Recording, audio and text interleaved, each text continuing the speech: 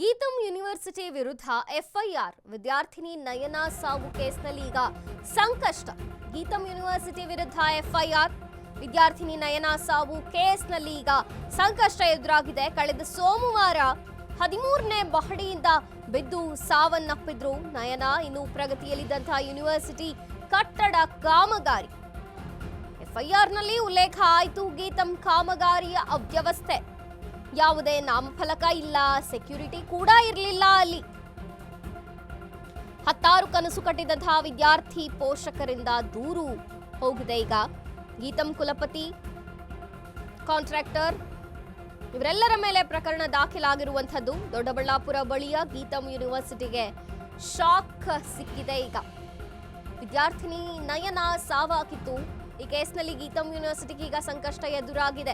FIR ದಾಖಲಾಗಿದೆ. ನಯನಾ ಸಾವು ಕೇಸ್ನಲ್ಲಿ ಸಂಕಷ್ಟ ಬಂದಿರುವಂಥದ್ದು. ಕಳೆದ ಸೋಮವಾರ 13ನೇ ಮಹಡಿಯಿಂದ ಬಿದ್ದು ಸಾವನ್ನಪ್ಪಿದ್ಲು ನಯನಾ. ಇನ್ನು ಕಟ್ಟಡ ಕಾಮಗಾರಿ ಪ್ರಗತಿಯಲ್ಲಿತ್ತು. ಯೂನಿವರ್ಸಿಟಿ ಕಟ್ಟಡ ಕಾಮಗಾರಿ ಇದು. ಎಫ್ಐಆರ್ನಲ್ಲಿ ಉಲ್ಲೇಖ ಆಯಿತು ಕಾಮಗಾರಿಯ ಅವ್ಯವಸ್ಥೆ ಹೇಗಿದೆ ಅಂತ. ಯಾಕೆಂದ್ರೆ ಯಾವುದೇ ನಾಮಫಲಕ ಇಲ್ಲ, ಏನೋ ಒಂದು ಪ್ರಿಕಾಷನ್ ಇಲ್ಲ, ಸೆಕ್ಯೂರಿಟಿ ಕೂಡ ಅಲ್ಲಿ ಇರಲಿಲ್ಲ. ವಿದ್ಯಾರ್ಥಿ ಪಾಪ ನೂರಾರು ಕನಸು ಕಟ್ಕೊಂಡಿರ್ತಾರೆ. ಈ ವಿದ್ಯಾರ್ಥಿ ಈಗ ಸಾವನ್ನಪ್ಪಿರುವಂಥದ್ದು. ಅವರ ಪೋಷಕರಿಂದ ದೂರು ಹೋಗಿದೆ.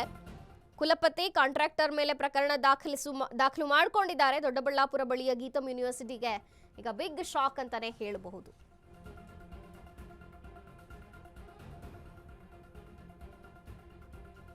ಕಳೆದ ಸೋಮವಾರ 13ನೇ ಮಹಡಿಯಿಂದ ಬಿದ್ದು ಸಾವನ್ನಪ್ಪಿದ್ಲು ವಿದ್ಯಾರ್ಥಿನಿ ನಯನಾ ಸಾವು.